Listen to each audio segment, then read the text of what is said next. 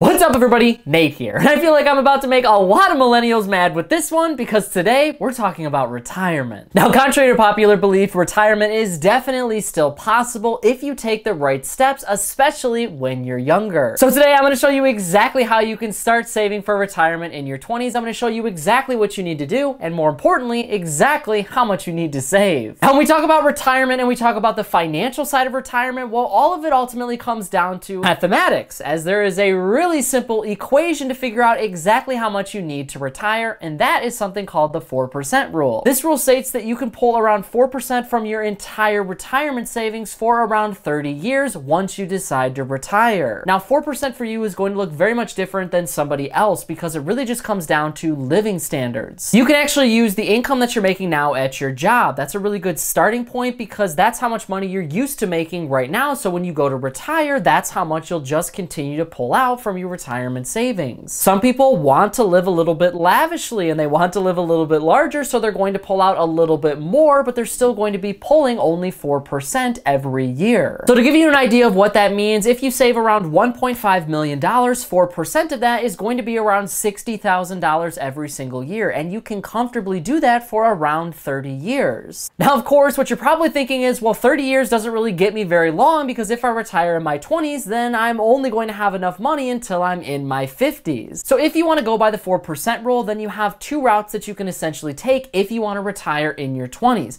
The first is you'll have to kind of pull back a little bit how much you're going to be spending every single year. So maybe you don't pull out 4%, maybe you actually only pull out 2%. Or you can do the exact opposite. You can make a lot more and put a lot more money away in savings, so that way you can pull out more money, or you can just live off of that 4% rule for basically the entirety of your life. And like I said, that 4% is going to differ here because it's going to depend on how you want to actually live, and it's going to depend on your unique situation. If you have a lot of debt, if you have a lot of medical debt, well, then you're going to have to use a lot more money paying off those things when you go to retire. If you have a mortgage still, or you have other properties or other things that you have to pay for, then all of those things are going to come first. If you have different types of investing accounts for your kids, well, that might all come before you retiring. So all of this is going to depend on your unique situation, but using the 4% rule is a really, really good starting point. So that is the mathematics side, and that is the financial side of retirement. From that side, it is just a numbers game, right? You can literally see how much you actually want to save